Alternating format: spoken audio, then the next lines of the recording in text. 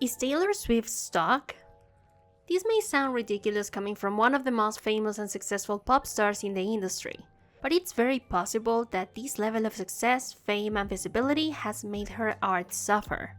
And nowhere is this more evident than with the release of her last two albums, but especially with the latest one, The Life of a Showgirl. Taylor has been praised by her fans and the industry for being a relatable singer-songwriter with the power to touch many of her listeners through songs about unrequited love, regret, and overall the experience of most women in relationships.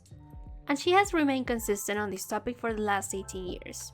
This is emphasized by only small changes in her sound. After putting out career-changing albums like Red in 1989, I wouldn't blame her for wanting to replicate the formula that has worked for her in the past. Hell, that's even been my case with this channel too, so who am I to judge her?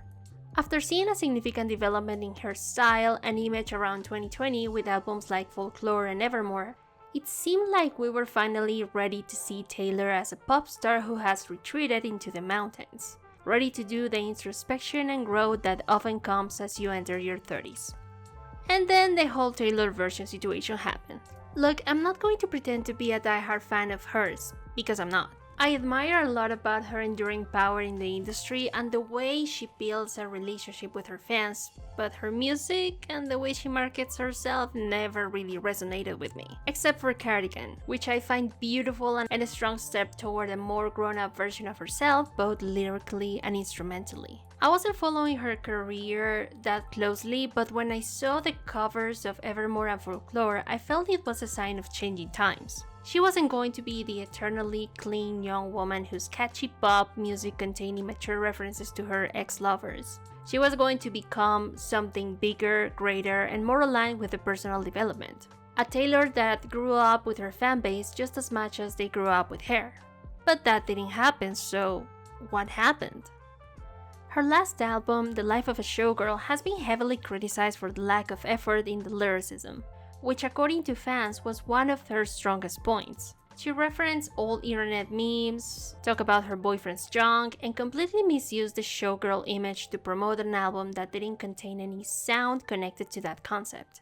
The visuals look interesting and left fans wishing for a more cohesive mix between Taylor's essence and a riskier, more exciting era. And it disappointed in all realms. Unless you're a diehard fan, in which case you may already hate this video, so yeah. This kind of mismanagement of fan and public expectations isn't uncommon in her career. She's been targeted pretty much since the beginning of it. However, in this case the reception is pretty unanimous. This album was bad. The lyrics were underwhelming in all the wrong ways. The sound was simple and undeniably stale, and the album has been heavily accused of ripping off other artists. To be honest, I'm not even sure if this could be classified as interpolation because similar concepts have been done over the past 5 years with far more compelling success. And overall, it just feels wrong, especially when people compare this work to what she created 5 years ago with Folklore and Evermore. And to be fair, this was something that could have been predicted. Not because she lacks the talent to make the concept work, because she's been doing this for at least the last 15 years, but because she's trying to stay on top of pop stardom at a time when the industry is shifting.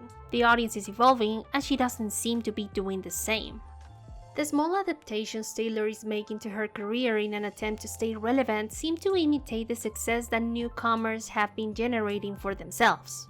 A clear example is Sabrina Carpenter's hypersexual concept and Taylor's own attempt at it in the song Wood. There's nothing wrong with exploring new ideas, but in this case, it doesn't feel like a real risk or something authentic to her. Instead, it comes off as inorganic. Throughout this entire album, it feels like there wasn't enough effort put into the sound, lyricism, or artistry, and whatever risks were taken seemed like attempts to replicate formulas that work for others, but not for her. And no, it's not that Taylor Swift, America's sweetheart, shouldn't talk about sex. It's that the way she's talking about it feels forced and out of place for someone like her. Taylor has spent the last 20 years building a persona, one her fans and the general public know well. From a marketing standpoint, Taylor and her team have done an excellent job preserving her image: sweet, earnest, straightforward cookie-cutter pop with a hint of vindictiveness and a whole lot of emotion. That worked for her earlier albums, but not only is that concept getting old, Taylor is getting older too. Not allowing or not giving herself enough room to truly experiment has been lucrative, but it hasn't benefited her growth as a musician, and I'd even argue as a person. This kind of creative stagnation can trap you in an eternal loop of writing about high school and old lovers. Even when the themes are supposed to be more mature, she might now find herself in a rut, especially when it comes to her lyrical ability. And this resembles a lot what we say about famous people, that they often get mentally and emotionally stuck at the age they become famous. And that might have been the case for Taylor as well if we hadn't seen albums like Folklore and Evermore. She's clearly capable of growth, but perhaps retreating to the comfort of a simpler concept felt safer. And that safety may be coming at the cost of emotional, mental, and artistic development. And as a way to humanize her a bit more, maybe revisiting her past contributed to the artistic stagnation fans are now noticing. This is just my opinion, but going back to her old work, while recreating the Taylor's version of the albums she lost control over, may have caused her to regress into an earlier, freer, more carefree period in her life, even if she hasn't changed that much on the surface. The Eras Tour, the process of reinventing her original work and buying back her masters, all of it has been widely successful, but I assume it's also been incredibly stressful. This re-encounter with her younger self combined with the endless adoration from her fans might have led her to compromise less and capitalize more on what she already has, possibly neglecting the growth she had already begun to achieve. So people sometimes wonder why Taylor is still writing about high school.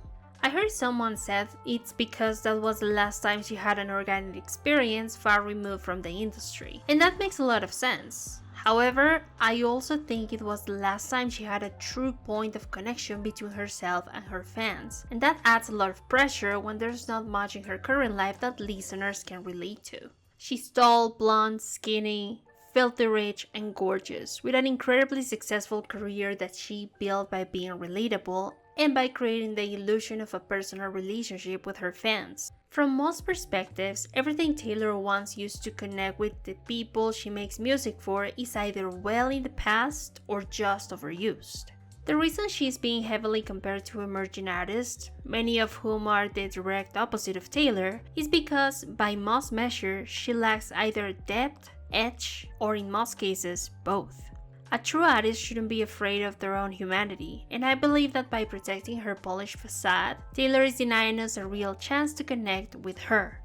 To put it in a different context and at the risk of offending some people, though that's far from my intention, Taylor Swift is a dork, but she chose to be one. And for someone who has every possible advantage to be perceived as cool to deliberately reject that image, it made her both an aspirational and comforting figure. Because if you have the face, body, wealth, and talent she has, and still chose to be a relatable, quote-unquote, common girl making music for everyday women, it tells her loyal fanbase that it's okay not to aspire to something outlandish or unattainable.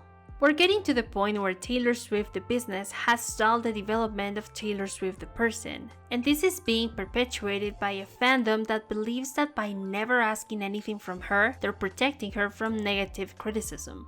When in reality, they are infantilizing a 36-year-old woman who knows she can do so much better than what she's delivered, especially with her latest album. So how do you resolve this? It's actually really simple, but not easy. She should allow herself to suck, but not from a lack of effort, but rather the opposite. She stopped trying new sounds, new topics, and new ways of exploring herself and inviting us into her world without relying on parasocial reinforcement. And I don't know about everyone else, but I'd love to see her step out of her comfort zone and become something more. Something that allows the name Taylor Swift to be associated with something more than safe pop. This isn't just a wake-up call for her artistry. It's one for her fanbase as well. How can your fave be expected to deliver quality when she's being praised for doing the bare minimum? It's like being overjoyed when your partner washes the dishes once a month. When artists aren't challenged to grow or evolve, they simply don't. You're being a better fan to Taylor when you choose to expect more from her. Not because you doubt her talent, but because you believe she's capable of something truly great. Someone who has inspired so many should be encouraged to keep expanding her artistry and not to shrivel to make a quick buck out of her fans' loyalty. We should support that growth by asking more from her. At this point in her career, Taylor Swift has nothing left to prove in terms of commercial success. But in terms of artistic success, the kind that challenges both the creator and the audience, that requires risk. She's built a legacy on being relatable. But as her life becomes more distant from her listeners, that connection has to evolve too. Playing it safe may preserve her brand, but it's starting to dull her artistry. If she allowed herself to step outside of the polished version of Taylor Swift to try, to fail, and to grow, she may discover a new voice her fans didn't even know they were waiting for. If she decides to stay in the same lane, being non-provocative, dull, and stale, she will become what she's most afraid of. An irrelevant pop star that has been trapped in her own cage and deemed powerless by the test of time. If you have any opinions, don't forget to leave them in the comments, and once again, thank you so much for watching. Don't forget to subscribe, like, comment, and share.